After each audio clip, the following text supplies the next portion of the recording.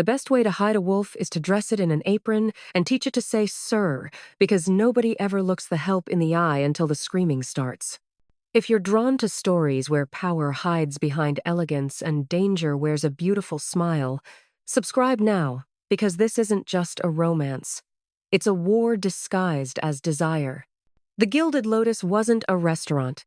It was a temple to denial, where sins were absolved with vintage cognac and blood debts were forgotten over truffle foam.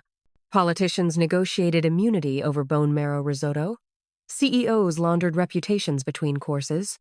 And men like Kang Tae-jun came to pretend the bodies buried beneath their empires had long since turned to dust. He sat at table 7, beneath crystal chandeliers that cost more than most people's homes, his presence a dark gravity that bent the room around him, tailored suit sharp enough to draw blood, jaw carved from volcanic stone, eyes cold enough to freeze fire. To the world that read his name in Forbes Asia, he was the entrepreneur who'd transformed Seoul's nightlife into a multi-billion-dollar empire, the man who made violence palatable by calling it hospitality. To those who whispered in the city's shadows, who remembered Busan's blood-soaked docks, he was still the dragon, still the boy who'd walked out of Korea's underworld with a fortune built on fear and bones. Tonight, he was trying to believe in civilization. Rachel Clayton moved through the dining room like smoke through glass. She didn't smile the way the other servers did, bright, eager, designed to fade into the background music. Her face held the kind of stillness that came from witnessing atrocities and surviving them in silence. Dark skin glowing beneath ambient light, hair pulled back with military precision, uniform crisp as a soldier's dress blues. Her hands moved with surgical grace, pouring wine, clearing plates, adjusting silverware with the exact efficiency of someone who'd once assembled weapons in the dark. Tae-jun noticed. He told himself he shouldn't have, but there was something in the way she mapped the room. Not with a server's choreographed awareness, but with a predator's instinct. Her eyes cataloged exits like other people memorized specials. Her shoulders suggested coiled violence, not subservience. She moved through space as if constantly calculating trajectories, distances, angles of attack that shouldn't exist. Except tonight, they did. At 8:45 p.m., the kitchen doors exploded inward. By 8:46, the Gilded Lotus had transformed into a different kind of temple entirely, one where the altar was built from bodies, and the only prayer worth saying was the one you whispered before pulling a trigger. But to understand how a waitress became the only thing standing between a Mafia king and his execution, you need to understand that Rachel Clayton wasn't born in the dining rooms of luxury restaurants. She was forged somewhere far colder, in black sites that didn't exist on any map, doing work governments would burn documents to deny, eliminating targets that were never officially alive. And Kang Tae-jun? He'd spent a lifetime believing power made him immortal. Tonight, 4 men with tactical precision and a vendetta older than his American suits were about to teach him that even dragons bleed. Welcome back, my beautiful souls and kindred spirits. Before we dive in, go ahead and subscribe, like, and share where you're watching from. It always warms my heart to see our storytelling family stretch across continents. Every click, every comment, every bit of love you give helps us keep bringing these unforgettable stories to life. So find your quiet place, settle in, and let me take you somewhere you've never been before. The silence shattered like bone. One moment, the Gilded Lotus pulsed with the rhythm of wealth and whispered deals. The next, the world became steel and screaming wrapped in gunfire. Rachel's body moved before conscious thought could interfere. The acrid bite of cordite hit her senses sharp, familiar, almost comforting. Her knees bent, center of gravity dropping as chaos bloomed around her like a toxic flower. 4 men, black tactical gear, weapons raised with the confidence of professionals who'd killed before and planned to kill again. They poured through the kitchen with military synchronization, and every instinct Rachel had buried for 3 years came roaring back to life.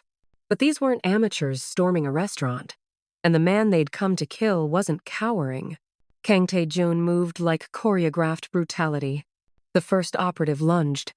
Tae-jun's hand shot out with serpent speed, catching the attacker's gun arm and twisting with anatomical precision. Bones snapped. The weapon clattered across marble. Tae-jun drove his knee into the man's liver, then his elbow into his throat. The operative collapsed, blood pooling beneath designer chairs. Two more flanked him simultaneously. Tae-jun flowed left, evading the first man's grab while catching the second by the jaw. His fingers found pressure points with surgical knowledge, the kind of expertise that came from ending lives, not just threatening them. The man's eyes rolled white. Tae-jun released him, let him drop, then pivoted into the first attacker with a spinning kick that connected with devastating physics. This wasn't a businessman defending himself. This was the Dragon of Busan, and he'd never stopped being a predator. But the remaining two had positioned themselves perfectly. Weapons trained center mass. Professional, patient, waiting for the clean kill shot. Rachel moved. She grabbed the serving tray from her station and launched it like a discus. It caught the left gunman across the temple, staggering him. Then she was closing distance with liquid grace, snatching a wine bottle from table 12. She didn't throw it. She weaponized it. Smashing it against the bar's edge, she drove the jagged glass into the flanking operative's gun hand. He screamed. The weapon fell. She swept his legs with brutal efficiency, and he crashed into a table that splintered under his weight. The last man standing swung his weapon toward her. Tae-jun was already there, catching the gun barrel and wrenching it skyward as it discharged into the ceiling. Plaster dust rained down like snow. Tae-jun drove his forehead into the man's face with devastating force, shattering cartilage, then stripped the weapon away and brought it down on the operative's skull with terminal finality. Silence fell like a blade. 4 men lay broken across imported marble. Tae-jun stood among them, chest heaving, suit torn at the shoulder, a thin line of blood trailing from his hairline.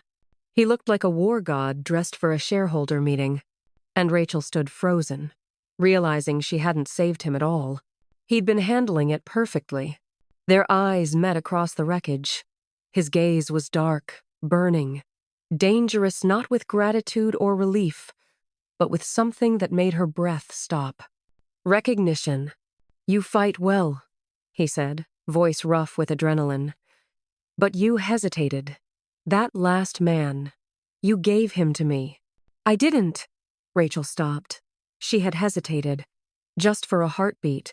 Her body had identified him as an equal threat, not someone requiring protection. Tae-jun stepped over bodies like they were furniture, moving toward her with predatory focus. Blood stained his cufflinks. His jaw was set. He looked magnificent and terrifying. Who are you? Not a question. A command. Rachel's pulse hammered. Someone who should have stayed invisible. Tae-jun's voice cut through the aftermath like a blade through silk. Who are you? Rachel's mind raced through her options. Run and be hunted by both the police and whoever sent these men. Lie and insult the intelligence of a man who just watched her dismantle a trained operative with a wine bottle. Tell the truth and resurrect a ghost that was supposed to stay buried. She chose silence. I asked you a question. Tae-jun moved closer, glass crunching beneath Italian leather. His presence was overwhelming, magnetic, the kind of proximity that made her hyper-aware of every breath, every micro-movement. That wasn't self-defense. That was execution-level precision. Behind them, the restaurant descended into chaos. Guests screamed, stampeded toward exits. Somewhere, sirens wailed, growing closer. The Gilded Lotus had become a crime scene, and they were standing at its center.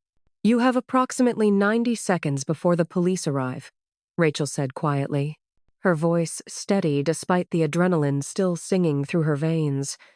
I suggest you leave. Without knowing who just saved my life?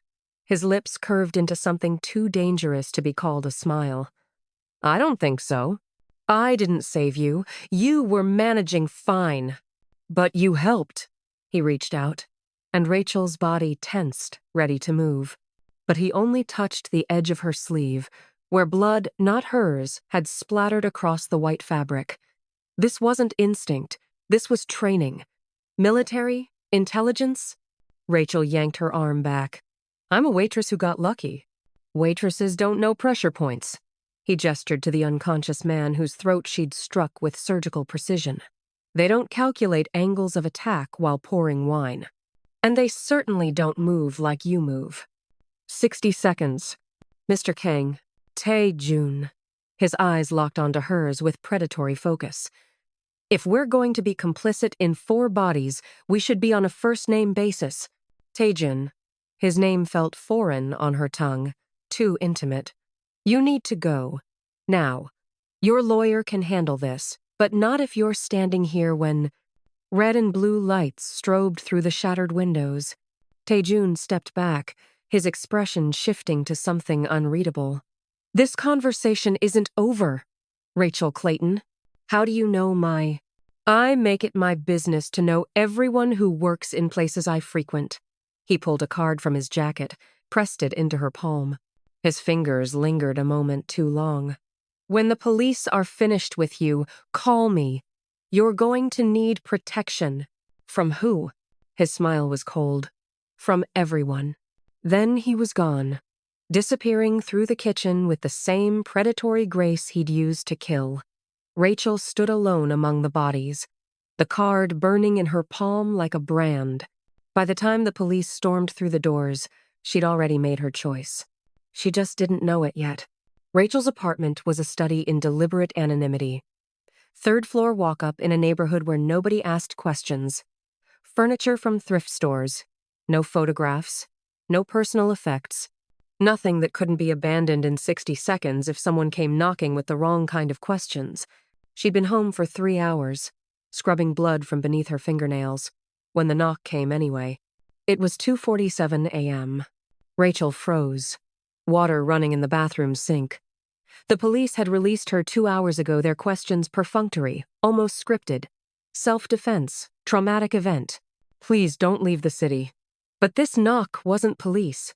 They announced themselves. This was something else.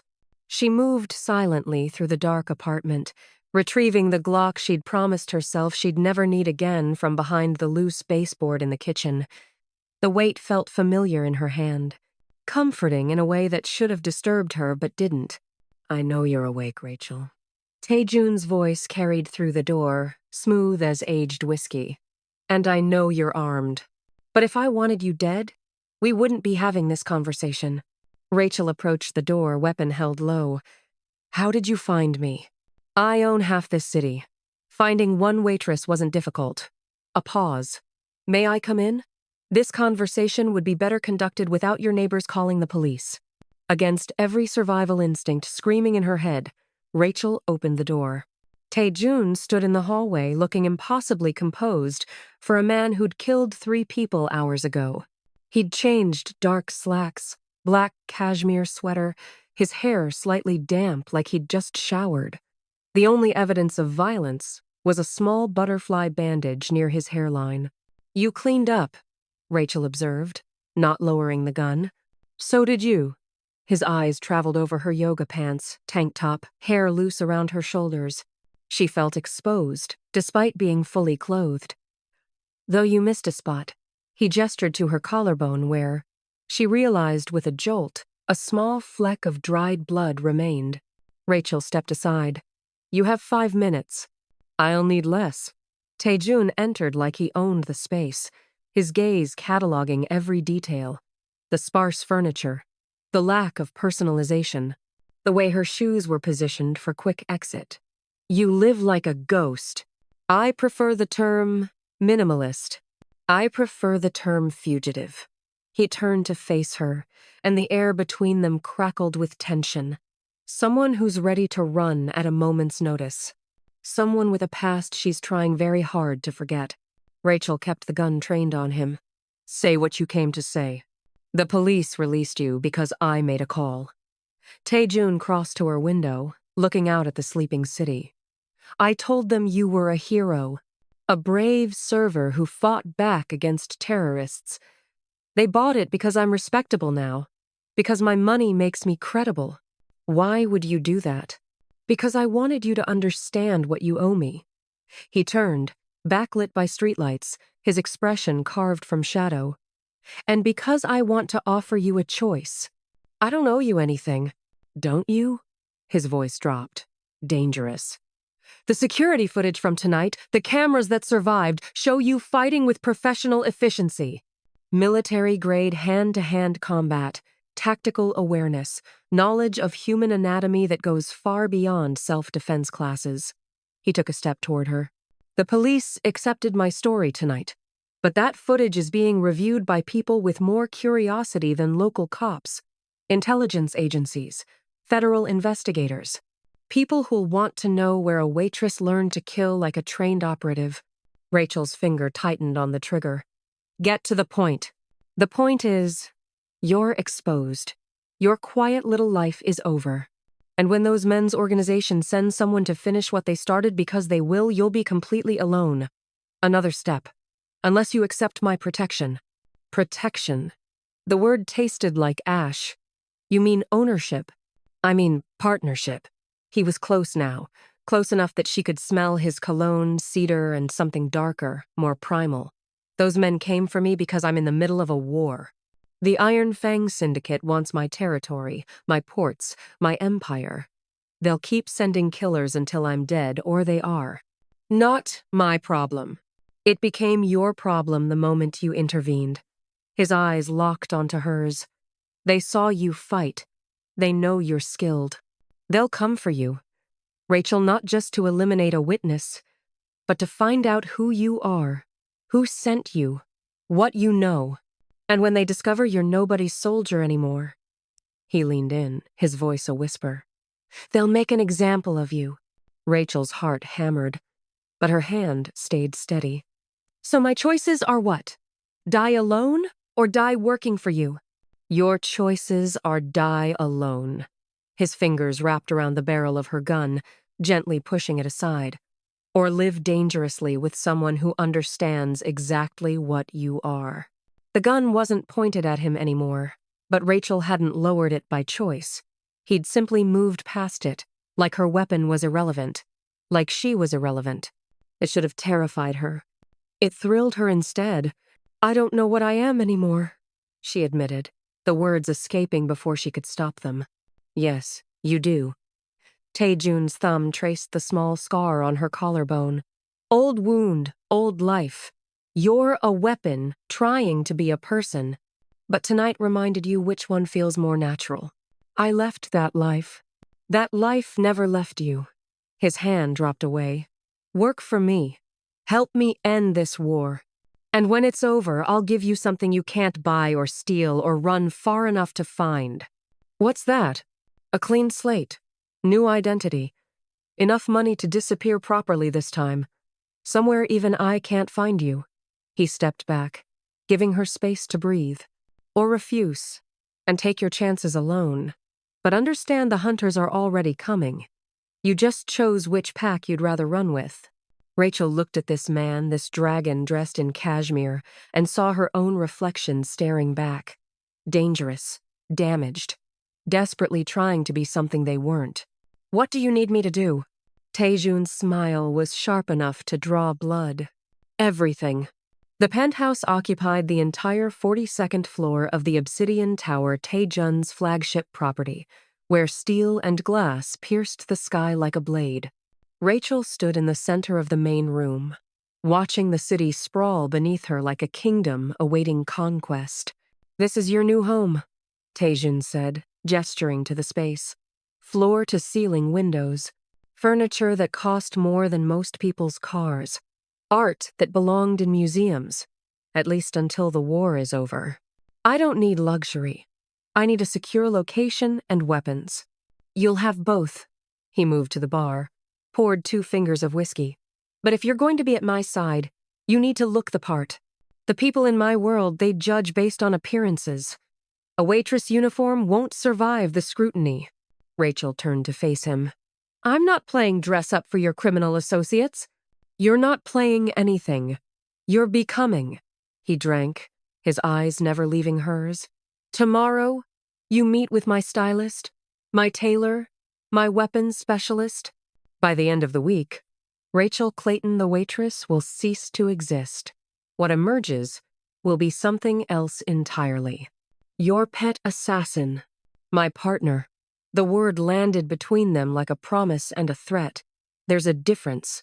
3 days later, Rachel barely recognized herself. The woman in the mirror wore a charcoal suit tailored with predatory precision-fitted jacket that accommodated the shoulder holster beneath, pants that allowed full range of motion, Italian leather boots with reinforced toes. Her hair, once pulled back in a simple ponytail, now fell in sleek waves that somehow made her look more dangerous, not softer. You look like death dressed for a board meeting, Tae-jun observed from the doorway. Rachel turned. Is that a compliment? The highest one I know. He crossed to her, adjusting her collar with careful fingers. Tonight, you'll meet my inner circle. They need to see you as essential, not decorative. Can you do that? Watch me. The dinner was held in a private room at Azure, the restaurant where this had all begun, now reopened after extensive renovations that concealed the bullet holes. Tae-jun's lieutenants sat around a table that probably cost more than Rachel's entire former life, their eyes tracking her with varying degrees of suspicion. Gentlemen, Tae-jun began, his hand resting possessively on Rachel's shoulder. This is Rachel. She'll be handling my personal security from this point forward. A woman? The speaker was Min-jun, Tae-jun's head of enforcement. Scarred. Brutal.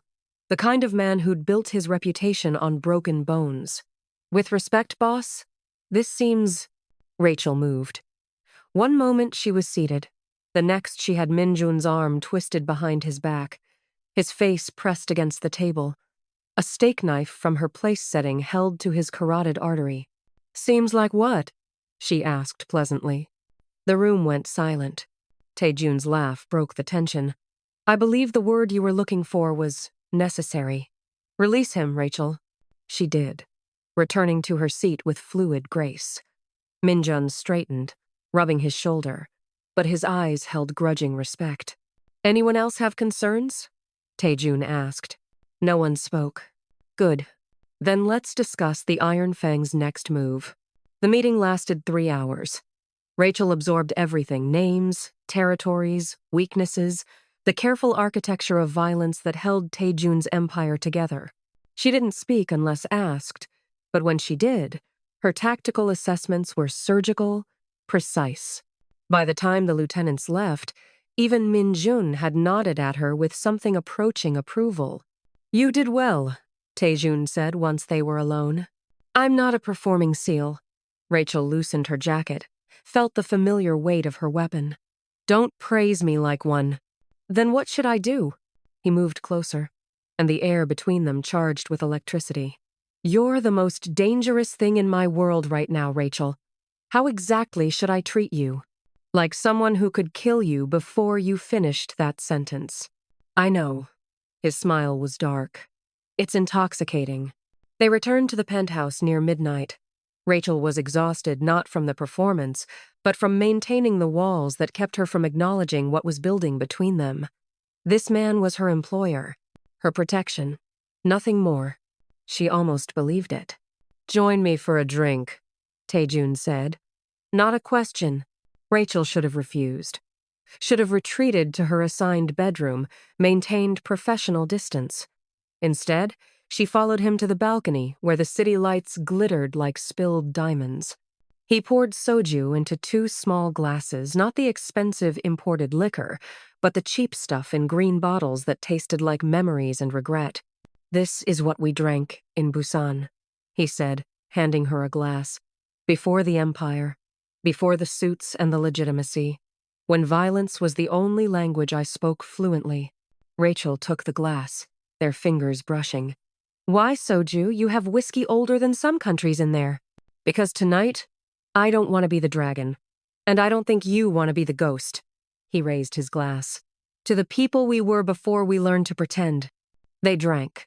The soju burned sharp, honest, unforgiving. I killed my first man when I was 15, Taejun said quietly, staring out at the city. He was my mother's boyfriend. Beat her so badly she couldn't see for a week. So I waited until he passed out drunk, and I stopped, jaw clenching. I told myself it was justice, but the truth is, I liked it. The power, the finality. Rachel set down her glass. She shouldn't share this. Shouldn't give him this piece of herself. But the soju and the darkness and the strange intimacy of mutual monstrosity made her reckless. I was recruited at 17, she said. Orphan with a gift for violence and no one to miss me. They called it serving my country. But really, I was just a weapon they could deny existed. She touched the scar on her collarbone. This was from Lagos. The target used his daughter as a shield. I had 3 seconds to decide. I took the shot. Did you hesitate? No. Do you regret it? Rachel looked at him, really looked.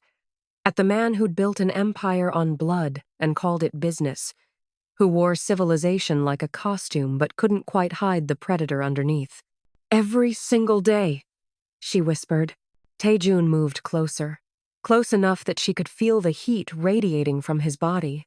That's the difference between us and them, Rachel. Monsters don't regret. We do. That's what makes us dangerous. Or broken. Maybe there's no difference. His hand came up, cupping her face with unexpected gentleness. Maybe we're both just trying to survive the things we've done. Rachel should have pulled away. Should have maintained the boundaries that kept employees separate from employers, weapons separate from wielders. But his touch was fire, and she'd been cold for so long. This is a bad idea, she breathed. Undoubtedly. His thumb traced her bottom lip. Should I stop? Every rational part of her screamed yes, but the wolf, the part of her that had tasted blood and remembered, wanted to devour him whole. No. The kiss was inevitable as gravity. His mouth claimed hers with possessive intensity, and Rachel responded with equal hunger. This wasn't gentle or romantic. This was 2 predators recognizing their match, 2 damaged souls finding comfort in mutual destruction. When they finally broke apart, both breathing hard, Taejun rested his forehead against hers. This changes everything, he said. I know. Are you afraid? Rachel smiled against his lips. Terrified. Good. He kissed her again. Softer this time. Fear keeps you sharp.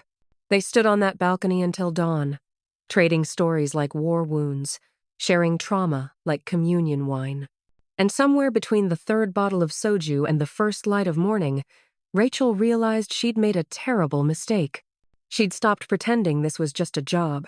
And from the way Taejun looked at her like she was salvation and damnation wrapped in skin, he'd stopped pretending too. The safe house was 40 minutes outside the city, nestled in wine country where money bought silence and privacy came with armed security. Taejun kept it for emergencies, a fortress disguised as a vineyard estate, complete with panic rooms, encrypted communications, and enough weapons to start a small war.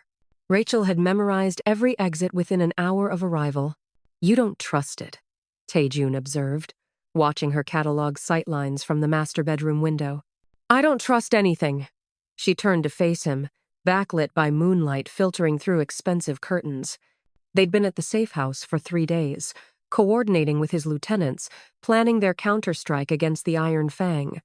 3 days of strategy and stolen glances. 3 days of pretending that kiss on the balcony hadn't fundamentally shifted the gravity between them. Not even me? Rachel crossed to him, her fingers trailing along his jaw. Especially not you. He caught her wrist, pulled her closer. Smart woman. Self-preservation instinct. But she didn't pull away. Didn't want to. This proximity was addictive, the heat of his body, the dangerous promise in his eyes. Though it seems to be malfunctioning lately. Rachel? The explosion obliterated the East Wing. One moment they were standing in lamplight, the next the world became fire and shattered glass. The blast wave threw them across the room. Rachel hit the wall hard, her ears ringing, her lungs screaming for air through smoke and dust. Training overrode pain. She rolled, coming up in a crouch, weapon already drawn from the thigh holster beneath her dress. Tae-jun was on his feet too, blood streaming from a cut above his eye, his own gun in hand. "How many?" he demanded. Rachel listened through the chaos. Footsteps, multiple sets, professional cadence. At least 6, coordinated entry. They knew exactly where to hit. The panic room is compromised if they breached the east wing. That's where the access tunnel is. Rachel moved to the door, checking the hallway. Smoke everywhere. Orange light from spreading flames. "We go out through the wine cellar. There's a service exit that leads to the vineyards." They moved through smoke-filled corridors like ghosts. Rachel led, weapon up, every sense hyper-alert.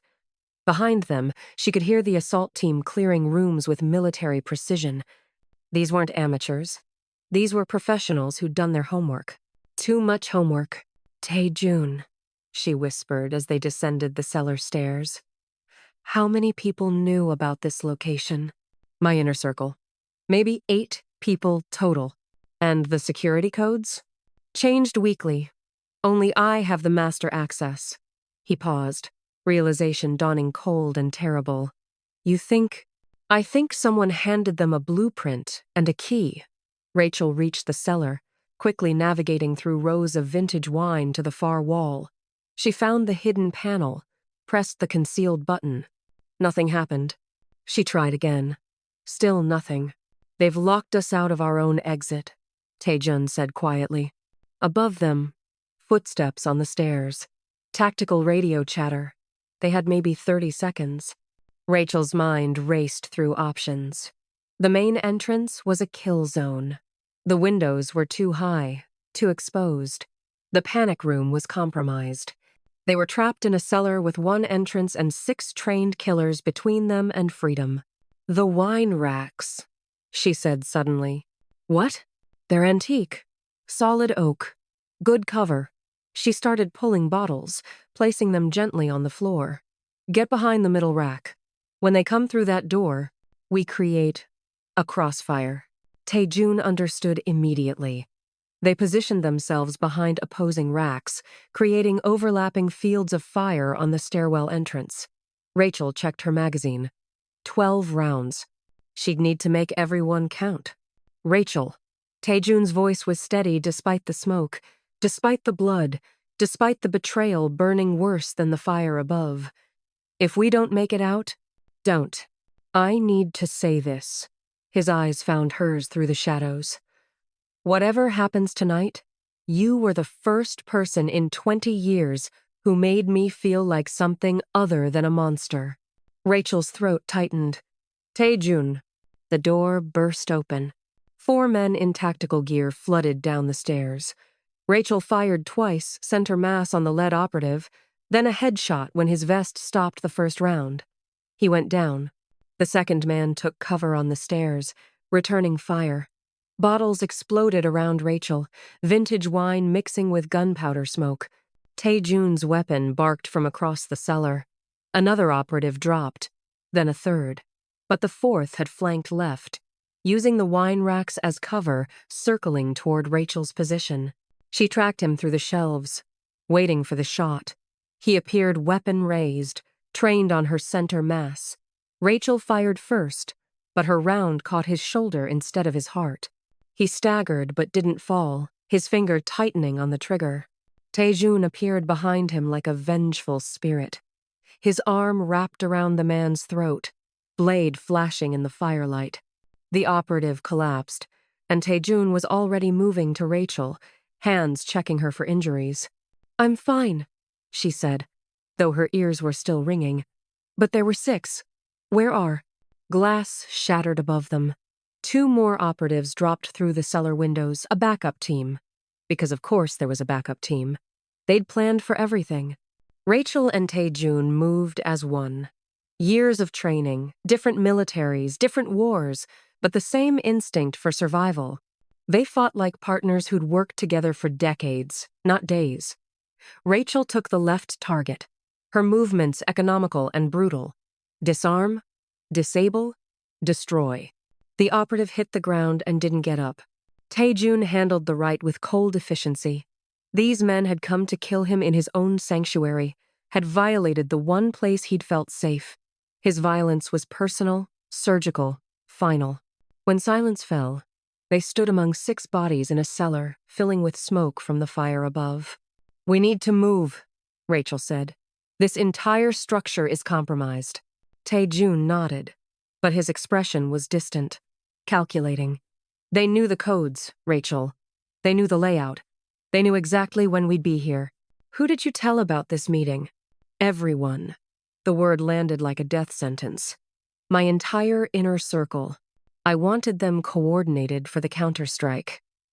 He looked at the bodies, at the burning safe house above, at the empire crumbling around him.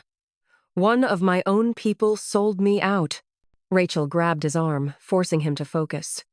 "Then we trust no one. We go dark. Just you and me, until we find the leak.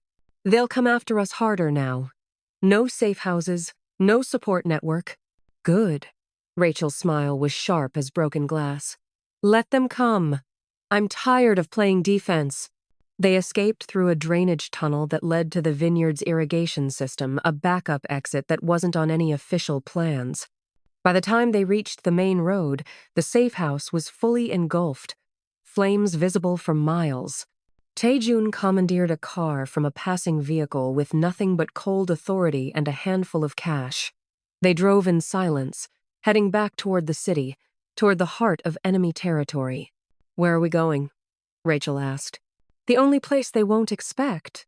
Taejun's eyes were hard as diamonds. "Straight at them. If there's a traitor in my organization, the Iron Fang knows it. They'll be celebrating, thinking they've won. And?" His smile was all predator. "We're going to turn their victory celebration into a funeral." Rachel checked her weapon, ejected the magazine, confirmed her round count. 8 bullets left.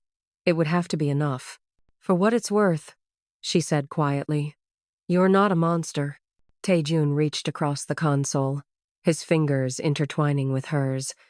"Yes, I am. But so are you.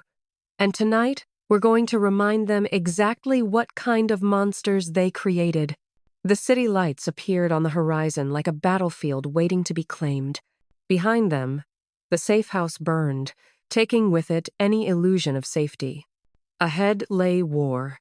The training facility was in the sub-basement of one of Taejun's nightclubs, a space the city didn't know existed, soundproofed and stocked with everything needed to turn men into weapons. Rachel stood in the center of the mat, facing 12 of Taejun's most trusted soldiers. The ones who'd survived the purge after the safe house attack. The ones whose loyalty had been tested in blood. "You move like elephants," she said, her voice cutting through the space. "Loud, obvious, expecting your size to intimidate. That works until you meet someone who knows how to disappear." Minjun crossed his massive arms. "And you're going to teach us to disappear?" "I'm going to teach you to think like ghosts." Rachel moved, and suddenly she was behind him, her training knife pressed against his kidney. She'd crossed 12 feet of space in absolute silence. "Because the Iron Fang is hunting ghosts now, and you're all targets painted in neon." Minjun spun, respect and irritation warring on his scarred face. Point made. Taejun watched from the observation platform above, his presence a constant weight on Rachel's skin. They'd been back in the city for 2 weeks. 2 weeks of hunting for the traitor. 2 weeks of strategic strikes against Iron Fang operations. 2 weeks of sleeping in separate rooms because neither of them trusted what would happen if they stopped pretending professionalism mattered anymore. "Silent movement isn't about walking softly," Rachel continued, demonstrating. "It's about understanding weight distribution, predicting floor creaks, moving with the ambient noise. The world is loud. You just need to move in its blind spots. She spent the next hour drilling them on techniques that had kept her alive in places where discovery meant death. How to breathe without sound. How to use shadows like clothing. How to kill quickly, efficiently, without leaving evidence. Again, she commanded, watching Jiwoo Taejun's youngest lieutenant attempt a silent approach. You're still favoring your left side, compensating for that old knife wound. It creates a rhythm the enemy can track. Jiwoo adjusted, tried again. Better, but not perfect. Your heartbeat, Rachel said. I can hear it spike when you commit to the attack. Control it. Fear is just chemistry. Adrenaline is just fuel. Use it. Don't let it use you. How do you control fear? Jiwoo asked. Rachel's smile was cold. You befriend it. Make it your weapon instead of your weakness. Taejun descended from the platform as the session ended, his men filing out with new appreciation for the woman who'd been a waitress 3 weeks ago. Only when they were alone did he speak. You're magnificent when you teach, he said, like watching a master painter explain brushstrokes. Except my art form kills people. Rachel wiped sweat from her neck with a towel. Not exactly gallery-worthy. In my world, it's the most valuable art there is. He moved closer. Always closer. Like gravity pulled him to her orbit. You've made them better in 2 weeks than I've managed in years. Because I'm not their boss. I'm their mirror. She met his eyes. I show them what they could become if they stop relying on intimidation and start embracing efficiency. Is that what you see when you look at me? His voice dropped, intimate. A mirror? Rachel's breath caught. They were alone in this underground space where violence was currency and intimacy was forbidden territory. The air between them crackled with everything unsaid, everything denied. I see someone who scares me, she admitted. Because I'm dangerous? Because you're not dangerous enough. She stepped into his space, close enough to count his heartbeat. Because you make me want things that'll get us both killed. Taejun's hand came up, fingers threading through her hair. Like what? Like this. The kiss was different from the first. Not urgent or claiming, but slow, deliberate. A conversation conducted in breath and touch. His mouth moved against hers with devastating precision, and Rachel responded with equal intensity, her hands sliding beneath his jacket, feeling the heat of skin and the ridge of old scars. We shouldn't, Taejun murmured against her lips. I know. It's tactically unsound, emotionally compromising. Completely. We could both die because of this distraction. Probably. Rachel bit his lower lip gently. Are you going to stop? His answer was to lift her onto the training mat's edge, his body pressing between her thighs, his hands everywhere at once. Not even if they put a gun to my head. They moved together like combat, all strategy and instinct, advance and retreat. The kind of connection that came from two people who understood violence as intimacy and intimacy as violence. Rachel wrapped her legs around his waist, and Taejun's mouth traveled down her throat, teeth grazing the pulse point that should have been vulnerable but felt like power. Rachel. Her name was prayer and profanity on his lips. Tell me to stop. No. Tell me this is just adrenaline. Just proximity. Just two damaged people seeking comfort. She pulled back enough to meet his eyes. Would you believe me? Not for a second. Then why ask? Taejun's laugh was dark. Because I need to know you understand what this means. Once we cross this line, there's no going back to professional distance. No pretending you're just my security. I stopped being just your security the moment you kissed me on that balcony. Rachel's fingers traced the scar on his collarbone. A knife wound. Old but vicious. Maybe even before that. Maybe the moment I chose to save you instead of run. You didn't save me. We saved each other. He kissed her again, softer this time.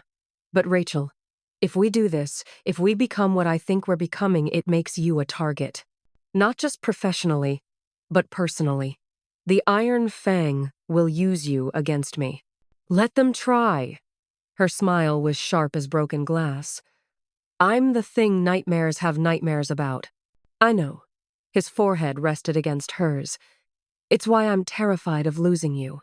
The confession hung between them like a grenade with the pin pulled. Rachel had spent 3 years teaching herself not to feel, not to connect, not to care. But this man with his empire of blood and his eyes like winter storms had dismantled every defense she'd built. Taejun. The door burst open. Minjun stood there, chest heaving, blood splattered across his face. Boss, we found him. The traitor. Taejun and Rachel separated instantly, weapons drawn on instinct. Professional masks slamming down despite swollen lips and disheveled clothing. Who? Taejun demanded. You need to see this yourself. Minjun's expression was grim. It's Jaeha. The name landed like a bullet. Jaeha, Taejun's oldest friend, his most trusted advisor, the man who'd been beside him since Busan, the brother he'd chosen when blood family abandoned him. Rachel watched Taejun's face transform from lover to killer in the space between heartbeats. This was the dragon she'd heard about, the legend carved from violence and betrayal. Where is he? Taejun's voice was winter itself. Warehouse District, Sector 7. He's meeting with Iron Fang lieutenants as we speak. Minjun glanced at Rachel. They have surveillance on the location. We can hit them all at once. No. Taejun's jaw clenched. This is personal. I handled Jaeha myself. Rachel grabbed his arm. Not alone. Rachel? Not alone. She met his eyes with steel. You walk into that meeting solo, you're dead. He knows all your tells, all your patterns. You need someone he doesn't know, someone he can't predict. Taejun looked at her, and something shifted behind his expression. Grief mixed with rage, love twisted with betrayal. You're right. I usually am. She checked her weapon, her movements mechanical, professional, but her other hand found his, squeezed once. We end this tonight, together. Together. He raised her hand to his lips, kissed her knuckles with devastating gentleness. And after we finish what we started down here. Rachel's smile held promise and threat in equal measure. But first, we make a traitor remember why you're called the dragon. They moved toward the door, toward vengeance, toward the kind of violence that defined them both. But in that moment, walking side by side with weapons drawn and hearts exposed, they were more than Mafia boss and bodyguard. They were two predators who'd found their pack. And heaven help anyone who stood between them and their prey. The warehouse district smelled like rust and broken promises. Rachel moved through shadows with Taejun flanking her right, Minjun and 4 others creating a perimeter. The intelligence was solid. Jaeha was inside, meeting with Iron Fang leadership to finalize the next phase of their assault. But something felt wrong. Rachel held up a fist, signaling stop. The team froze. What is it? Taejun whispered. Too quiet. Her instinct screamed danger. This is a trap. For Jaeha? For me? The shot came from nowhere, and everywhere at once. Rachel moved on instinct, tackling Taejun as the bullet passed through the space where his head had been. They hit the ground rolling, already returning fire at the muzzle flash. Except there was no muzzle flash, just silence and death whistling through darkness. Suppressed fire, Rachel breathed. Long range, elevated position. Her blood ran cold. Professional grade. Another shot. Minjun grunted, hit in the shoulder. The team scattered, taking cover behind rusted machinery and concrete pillars, but the shooter adjusted, tracking them with inhuman precision. Rachel knew that precision, had been trained by it. Get to cover, she commanded Taejun. Now! Rachel, that's not one of Jaeha's people. That's someone from my old life. She met his eyes, and he saw something there he'd never seen before. Fear. Get inside the warehouse. I'll handle this. Like hell. Taejun. Her voice cracked like a whip. You can't help me with this, please. He hesitated, then nodded once. grabbed Min-jun and retreated with the team toward the warehouse entrance. Rachel waited until they were clear, then stepped into the open. "Hello, Marcus." The shooting stopped. From the darkness, a figure emerged, 6'4", built like violence incarnate, moving with the liquid grace of apex predators. Marcus Cross, her handler, her trainer, the man who'd taken a 17-year-old girl and carved her into a weapon. Rachel Sinclair. He used her real name, the one she'd buried with her old life. Or, are you still playing Waitress? What do you want? What I've always wanted. He stopped 30 feet away, close enough to talk, far enough to react if she moved. To finish what I started. You were my masterpiece, Rachel. The perfect ghost. And then you just disappeared. I retired. There's no retirement from what we do. You know that. His smile was cold. You're either operational or you're a liability. The moment you walked away, you became the latter. Rachel's hand hovered near her weapon. The agency sent you? The agency doesn't know I'm here.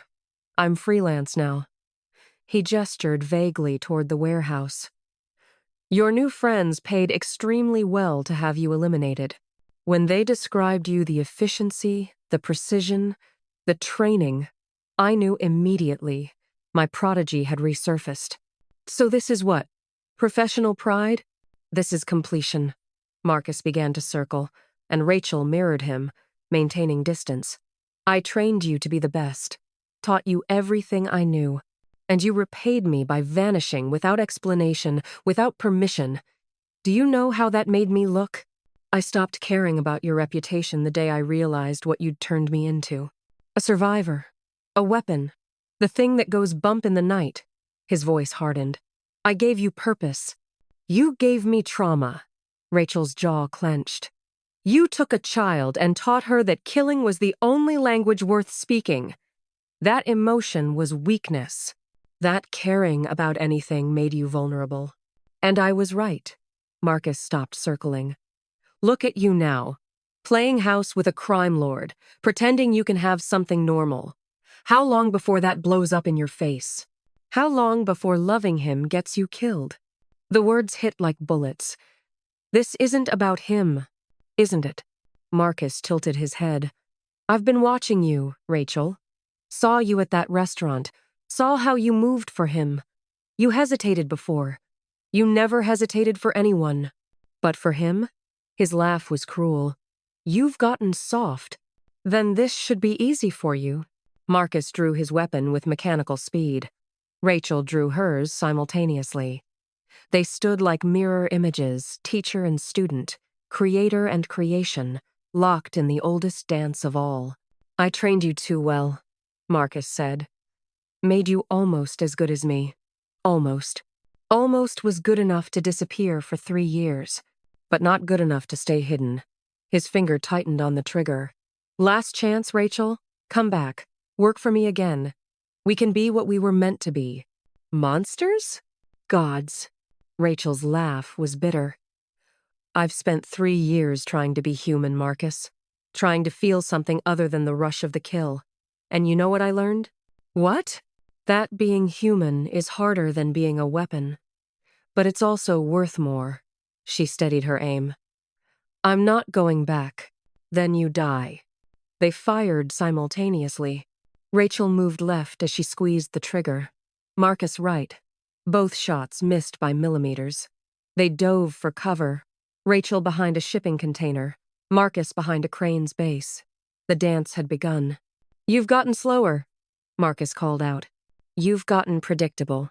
Rachel closed her eyes, listening. His breathing pattern, the scrape of his boots, the way he shifted weight before moving. She knew him because he'd programmed her to know these things. But that meant she also knew his weaknesses. Marcus broke cover, firing 3 rapid shots. Rachel was already moving, using the container's edge for a ricochet angle.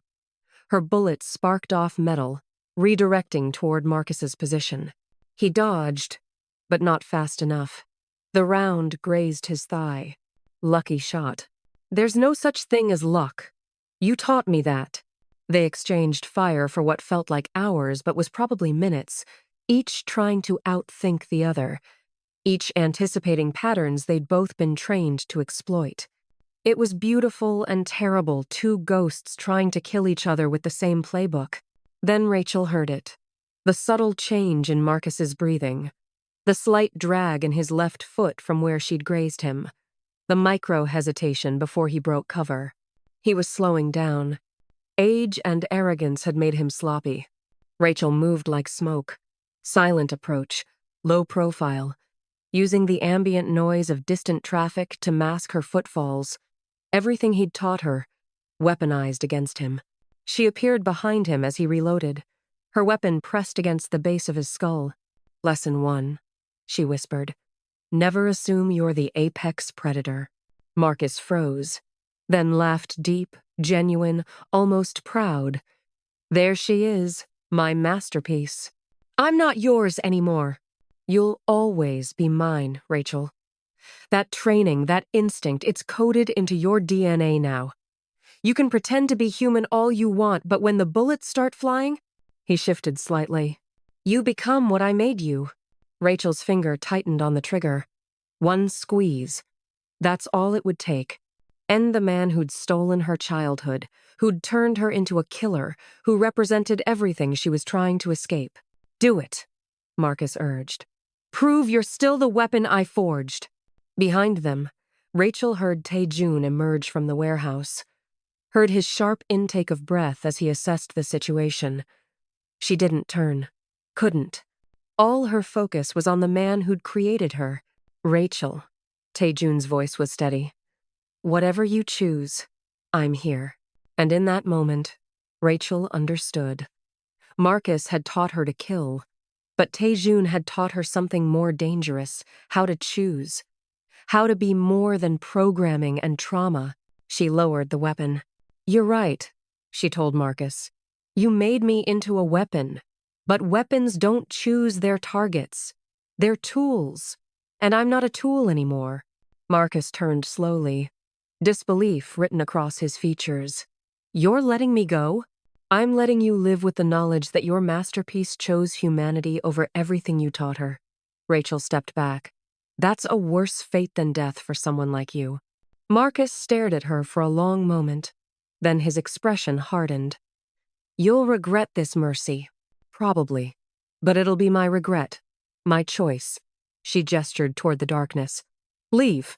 And if I ever see you again, Marcus, I won't hesitate. He melted into shadows, vanishing like he'd taught her to do. Gone but not forgotten. Never forgotten. Tae-Jun approached. His presence a comfort Rachel hadn't known she needed. You could have ended him. I could have. Rachel holstered her weapon, hands shaking with adrenaline come down. But then I'd be exactly what he wanted me to be. And what's that? His legacy. She turned to face him, and Tae-Jun saw tears tracking through the grime on her face. I'm tired of being defined by the people who broke me. He pulled her close, and Rachel let herself lean into his strength. You're not broken. You're rebuilt. There's a difference. Is there? Yes. He kissed her forehead. Broken things stay shattered. Rebuilt things are stronger at the seams. In the distance, sirens wailed. The team was regrouping. Jae-ha was still inside the warehouse, still needed to answer for his betrayal. But for this moment, Rachel let herself be held by a man who understood exactly what kind of monster she was and chose her anyway. The warehouse floor was slick with blood that wasn't theirs. Rachel stepped over Body's Iron Fang lieutenants who'd thought tonight would be their coronation. Instead, they'd met the dragon and his ghost, and learned too late that legends don't die easily. Jae-ha sat bound to a metal chair in the center of the kill zone, watching them approach with eyes that held no fear. Just resignation. Maybe relief. I was wondering when you'd get here, he said quietly. Tae-Jun stopped 3 feet away, his weapon still drawn, his face a mask carved from ice and betrayal. Rachel flanked right, covering angles, but her attention was split between external threats and the man she'd come to love slowly fracturing before her eyes. How long? Taejun's voice was winter itself. Does it matter? How? Long. Jae-ha met his oldest friend's gaze without flinching. Since Busan. Since the beginning. The words landed like bullets.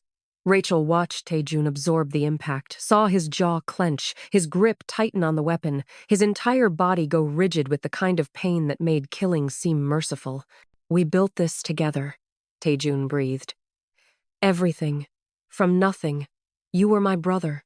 I am your brother, Jae-ha's voice cracked. That's why this is so fucking hard, Rachel's instinct screamed. Something was wrong. Traitors didn't sound like this, broken, grieving, like they'd lost something precious instead of sold it. She moved closer, studying Jae-ha's face, reading micro-expressions the way Marcus had taught her. He's not lying, she said quietly. Taejun's head snapped toward her. What? Look at him. Really look. Rachel circled Jae-ha, analyzing. No elevated heart rate, no pupil dilation. No stress indicators. She crouched, meeting Jae-ha's eyes. You didn't betray him because you wanted to. Someone made you. Jae-ha's laugh was bitter. Perceptive. Marcus was right. You're exceptional. Rachel's blood froze. What did you say? Your former handler, Marcus Cross. Jae-ha shifted in his bonds. He approached me 6 months ago, showed me things, photographs, videos. His voice dropped to a whisper. My daughter, Taejun.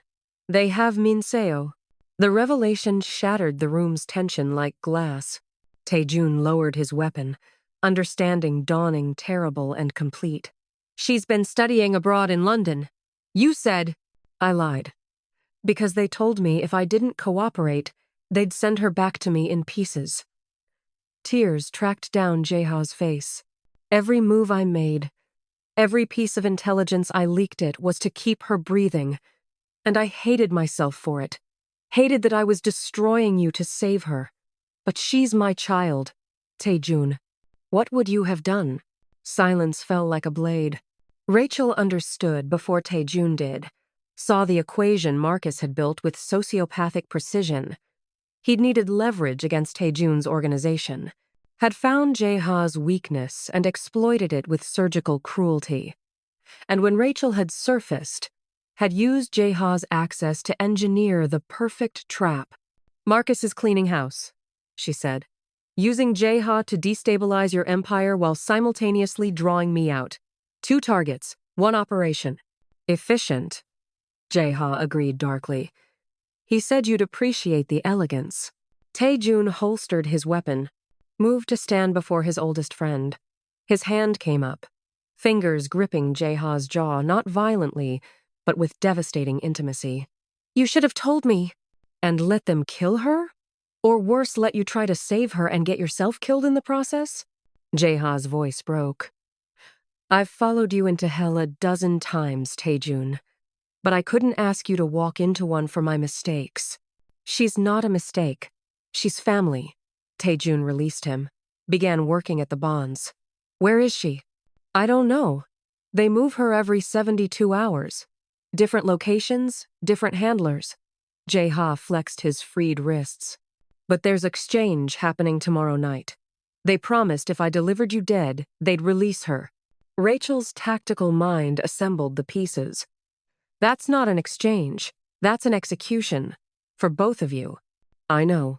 Jae-ha stood, swaying slightly. But what choice did I have?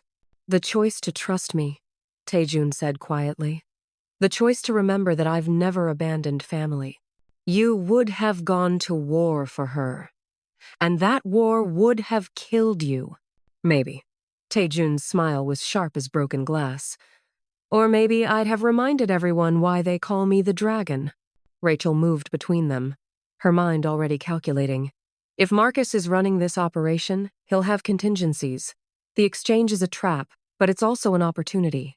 To get killed? Jae-ha asked. To make him think he's won. She looked at Taejun. He expects you dead, and me captured or eliminated. What if we give him exactly that? Understanding lit Taejun's eyes. A ghost operation. The only kind I know. Rachel's smile was predatory. We fake your death. Use Jeha's access to confirm the kill. And when Marcus relaxes, when he thinks his masterpiece has been neutralized, we hit him with everything. Taejun finished. Jeha looked between them. This is insane. You're talking about staging a death convincing enough to fool intelligence operatives, then launching an assault on someone who taught Rachel everything she knows. Yes, Rachel and Taejun said simultaneously. You're both fucking crazy. Undoubtedly. Taejun gripped Jeha's shoulder. But we're also family. And family doesn't leave anyone behind. Even brothers who betray us to save their daughters. Jeha's composure finally cracked. He pulled Taejun into an embrace, two men who'd survived hell together, now facing it again. I'm sorry. God, I'm so sorry. Save it for after we get Minzeo back. Taejun stepped back, his expression hardening into the dragon's mask. Tonight, we plan. Tomorrow night, we make Marcus Cross remember exactly what kind of monsters he created. Rachel checked her weapon, her mind already mapping scenarios, calculating probabilities. This was the culmination of everything her past colliding with her present, Marcus's manipulation meeting Taejun's fury. One of them wouldn't survive it. She just had to make sure it wasn't the people she'd learned to love. The rain came down like bullets. Private airfield. 2 a.m. Lightning split the sky in jagged scars, illuminating the tarmac in strobing white. Rachel stood beside the black SUV, rain plastering her hair to her skull, her tactical vest heavy with weapons and the weight of what came next. Taejun's body lay in the vehicle behind them, a carefully staged corpse, complete with exit wounds, DNA evidence, and enough theatrical blood to satisfy Marcus's meticulous nature. Jeha had delivered the photographs hours ago. Confirmation of the dragon's death, the price for his daughter's freedom. Marcus had taken the bait. He'll bring Minzeo, Jeha said, his voice barely audible over the storm. He's arrogant, but he's not stupid. He needs her as leverage in case this goes wrong. It's already going wrong, Rachel murmured. He knows. Taejun emerged from the SUV, very much alive, his eyes dark as the storm above. How can you be sure? Because I trained under him for 8 years. He taught me to spot deception by becoming a master of it himself. Rachel checked her weapon one smooth motion. Muscle memory and mathematics. Marcus doesn't believe in coincidences. Taejun dies the same day I resurface? He'll have questions. And when Marcus has questions, he brings overwhelming force. As if summoned by her words, headlights pierced the rain. Not one vehicle. 5. Black SUVs rolling across the tarmac in tactical formation, surrounding them with practiced precision. Fuck, Shaiha breathed. Stay close to the vehicle, Rachel commanded. When it starts, get to cover. Don't try to be a hero. What about you? Her smile was cold as the rain. I'm going to remind my teacher what happens when you underestimate your own lessons. The SUVs stopped 30 yards out. Doors opened in synchronized choreography. 12 operatives emerged, all armed, all moving with the fluid grace of Marcus's personal recruits. And from the center vehicle, Marcus himself stepped into the rain, dragging a young woman by the arm. Minzeo, 23, terrified, alive. Jeha! She screamed. Stay calm, baby. Jeha lurched forward. Rachel caught his arm, held him back. Not yet, she whispered. He's testing you. Marcus walked forward, weapon holstered, supremely confident. Minzeo stumbled beside him, zip-tied and sobbing. He stopped 20 feet away, rain cascading off his tactical jacket. Rachel Sinclair, he called out. Still playing protector? Marcus Cross, she replied. Still playing God? Someone has to. His eyes traveled to the SUV, to the blood-stained windows. I'm impressed. The death photos were convincing. Almost believed them myself. Almost. Thermal imaging is a wonderful technology. His smile was shark-like. Your dragon has been breathing in that vehicle for the past 40 seconds. Elevated heart rate. Combat ready. Did you really think I wouldn't check? Behind Rachel, she felt Taejun tense. Felt the plan disintegrating like paper in rain. Let the girl go, Rachel said. This is between us. No, Marcus shook his head. This is about completion. I made you into perfection, and you walked away. That required consequences, Mr. Jaeha's daughter became those consequences.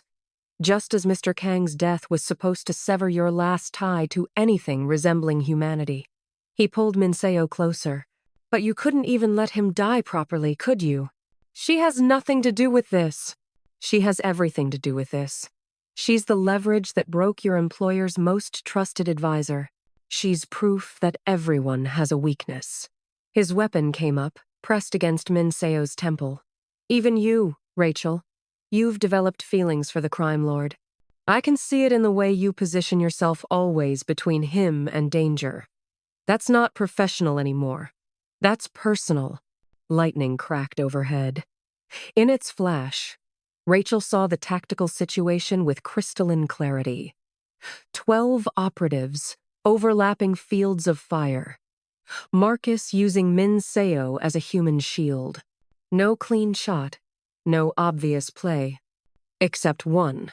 You're right, Rachel said, lowering her weapon. I care about him. That's my weakness. You win, Marcus.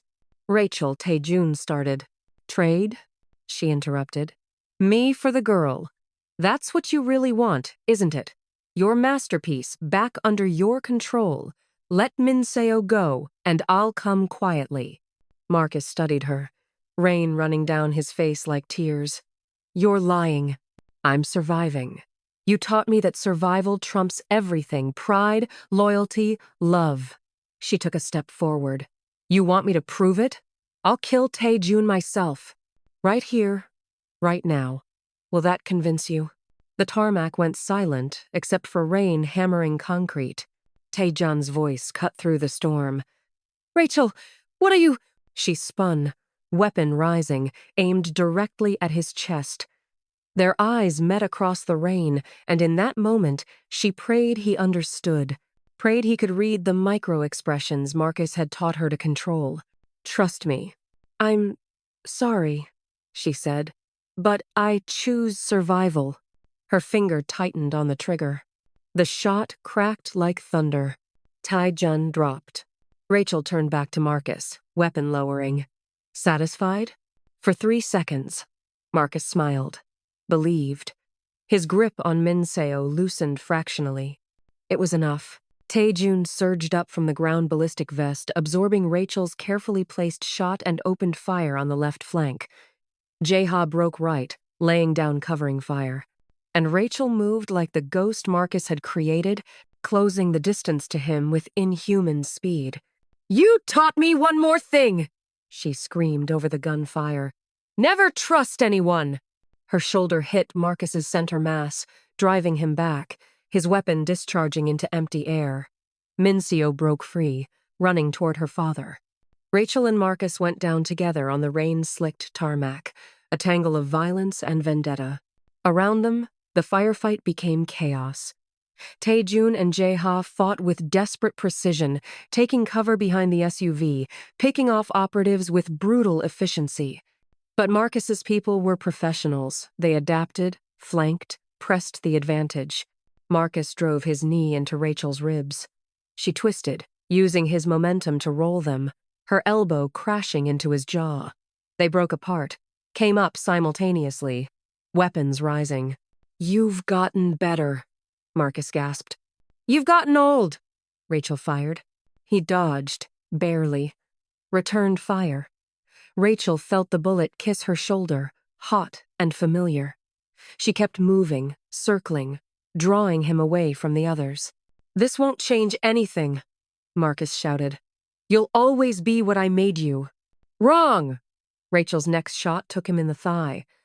He collapsed, and she was on him instantly, weapon pressed beneath his chin. I'm what I chose to become.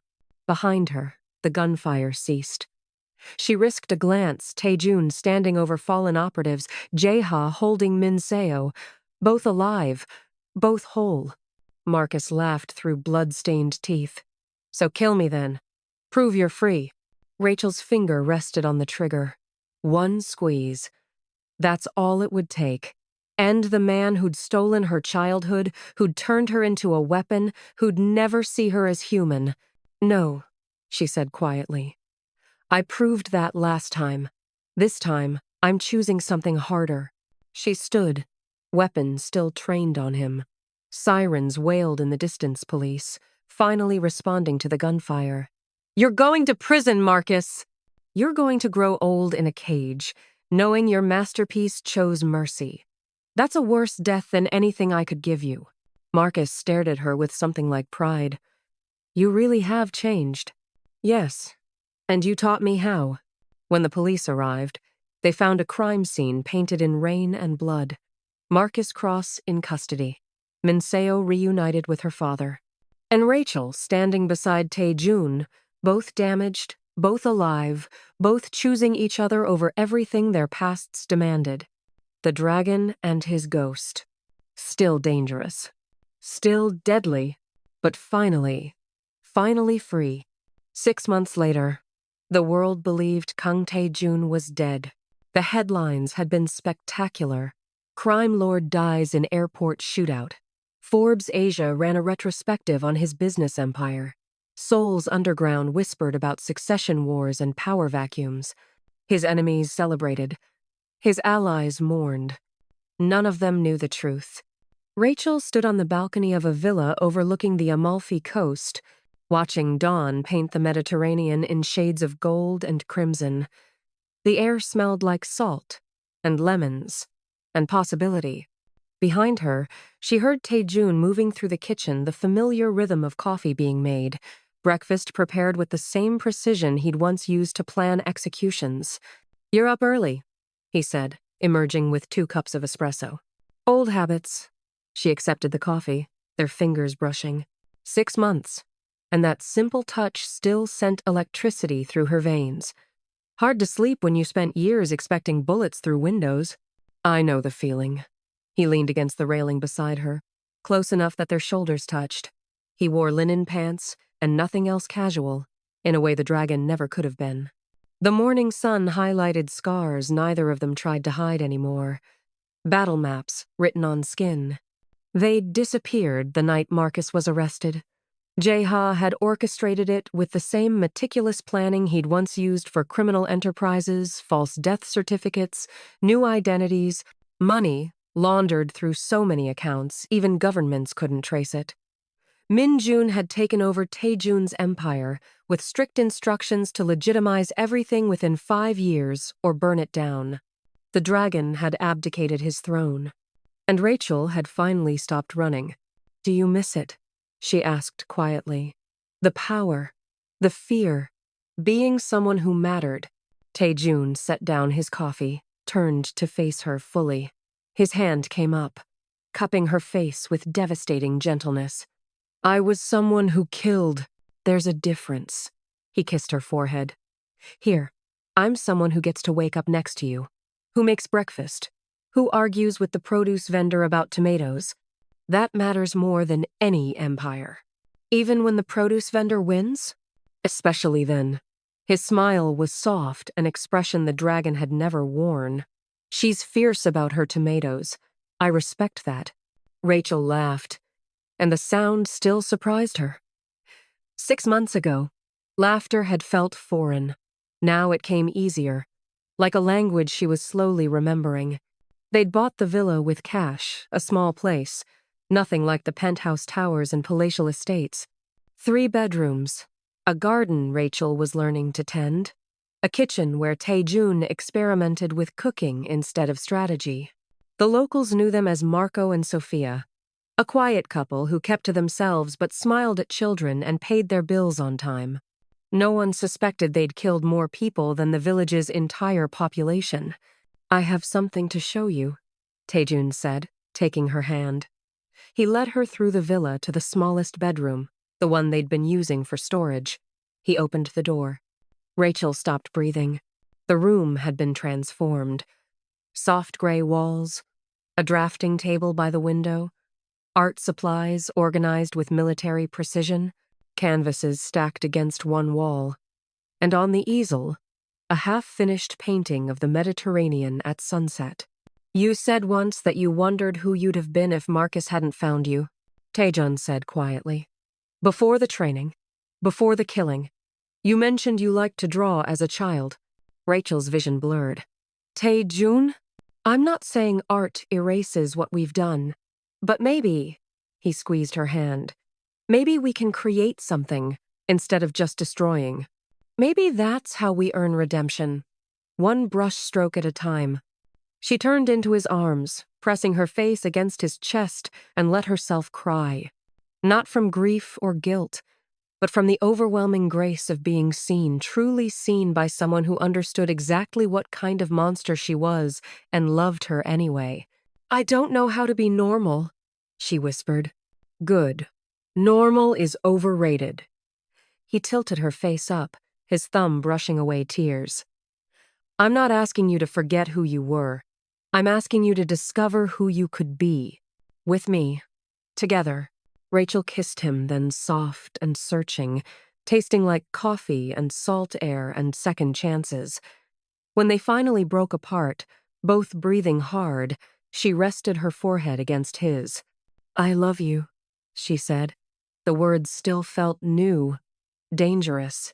Weapons she was learning to wield carefully. I don't know if people like us are supposed to feel this, but I do.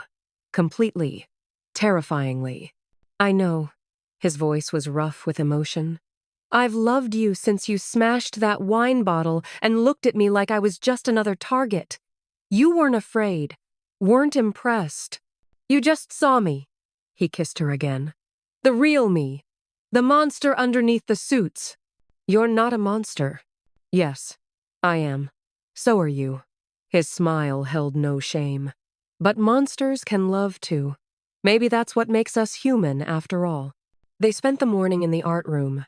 Taejun sat reading while Rachel approached the canvas with the same tactical assessment she'd once used for kill zones. Every brushstroke a small act of creation. Every color choice a rebellion against the darkness they'd lived in. She wasn't good. Not yet. The sunset looked more like a massacre than a seascape. But Taejun looked at it like she'd painted the Sistine Chapel. It's perfect, he said. It's terrible. It's yours. That makes it perfect. In the afternoon, they walked to the village market. Rachel picked tomatoes while Taejun negotiated prices with the fierce vendor who'd decided he needed to learn proper Italian. They bought bread and cheese and wine, ordinary things that people with ordinary lives took for granted. At dinner, Jeha called via encrypted satellite phone. Everything's proceeding smoothly, he reported. Minjun's transitioning the clubs to legitimate entertainment venues. The ports are divesting from smuggling operations. It'll take time, but your empire is becoming legal. It's not my empire anymore, Taejun said. It's yours. Do what you think is right. A pause. Minseo asks about you. Both of you. She wants to know if you're happy. Taejun looked at Rachel, who was curled beside him on the couch, her head on his shoulder, her fingers intertwined with his. Tell her yes, he said. Tell her we're learning to be. That night, they made love slowly in the darkness of their bedroom, the Mediterranean whispering beyond open windows. Rachel traced the scars on Taejun's body, each one a story. A battle survived, a piece of the man he'd been, and he mapped hers in return, kissing each mark with reverence, like they were sacred texts instead of trauma. Do you think we'll ever stop looking over our shoulders? Rachel asked afterward, lying in the safety of his arms. Probably not completely. Taejun's fingers traced patterns on her spine. We've made too many enemies, seen too much darkness. But maybe. He pulled her closer. Maybe we can learn to look forward more than backward. Maybe that's enough. It's enough, she whispered. And in the morning, When Rachel woke to sunlight and the smell of coffee and the sound of Tae-Jun singing off-key in the shower, she believed it. They were monsters, yes. Killers who'd bathed in blood and built thrones from bones. But they were also two people learning to garden, to cook, to create instead of destroy. Two souls who'd found each other in the darkness and chosen to walk toward the light. Not because they'd earned redemption, but because they'd decided to try. The dragon and his ghost had vanished from the world's radar, leaving behind only legends and whispered stories.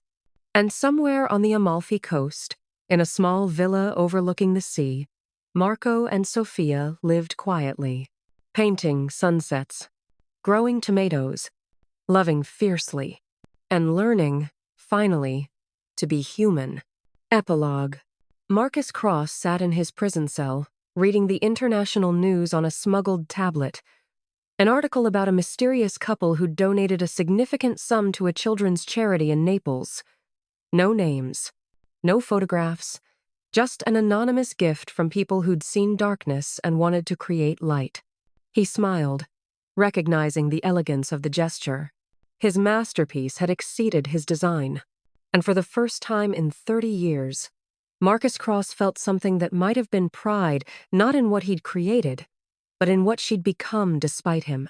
Rachel Sinclair had learned the most important lesson. Monsters could change, but only if they chose to.